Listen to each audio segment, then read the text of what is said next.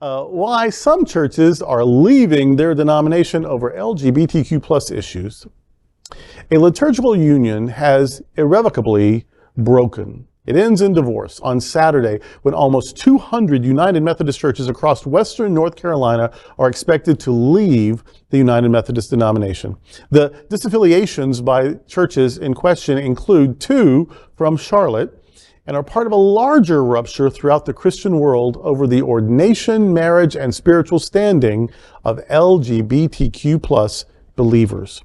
On Saturday, delegates from 956 churches of the Western North Carolina Conference of the United Methodist Church, meeting virtually, are expected to approve the departures of 192 congregations. That's 192 congregations. More conference churches are expected to disaffiliate before the year-end deadline. According to Religion News Service, almost a third of North Carolina's Methodists have already disaffiliated as of January, one of the highest exodus rates in the country. In Texas, the rift is larger, claiming half of that state's congregations. Well, I hate to see conflict in churches. I hate to see, families, I can't like you anymore because we have a different opinion about things. Mm-hmm. But I also hate seeing people's lives diminish to opinions and beliefs. Mm.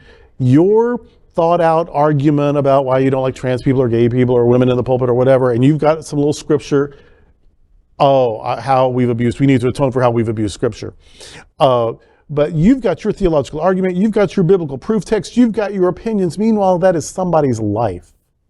And that your opinion about how they ought to be, rather than your acknowledgement of who they are, that is problematic. And that people have not been able to see each other's humanity because of their theology, and there's nothing left to do but split. That shows the ineffectiveness, I think, of how the Christian message has been portrayed. We've got the rules, you keep the rules or you're out. That has nothing to do with anything Jesus ever said. In fact, Jesus didn't know anything about any church. He didn't know anything about denominations. He didn't know anything about Christianity. If he showed up today, he'd be looking for a synagogue. Yeah. And if he did walk into a church, he'd be like, what are y'all talking about? This must be some other Yeshua. P.S. You're mispronouncing my name. And second of all, it must be somebody else.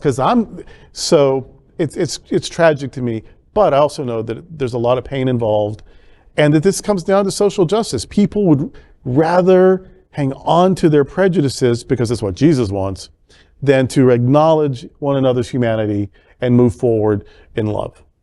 That's 192 churches. That doesn't state how many lives are being taken out of the Methodist Church. I mean, that's just 192. Just say that is a large population of the Methodist Church community or the community, religious community at large. And, I hate to see it happen. And at the same time, maybe it's a season of pruning. And if this is the season of pruning for the Methodist Church, then may the Methodist Church be left with what it needs to be the place where God's children can come. Yes. Regardless of sexuality, regardless of marriage, regardless of ordination. This is the new Methodist Church. This is a new wave, I would hope, for the Methodist Church. And for those who are choosing to leave, God bless you. There's going to be another union also, and it's going to be a different union. A union that's not friendly to. And if you look into the history of how the United Methodist Church came to be around the union and the churches coming together, very different how they're breaking apart and reunionizing again for very different reasons, or not so much different reasons. Right.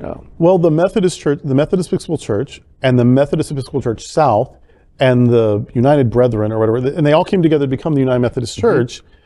The Methodist Episcopal Church South was one of those southern churches that existed to keep people out or in their place. It was one of the slavery endorsing, supporting churches, along with the Southern Baptists and the Southern Presbyterians. So the Methodist Episcopal Church, so they united to make this larger Methodist church, and yet that legacy, unatoned for, comes up again. Of it is our job to identify who is other and who is out, and if you won't agree with us, then we can't be in communion anymore.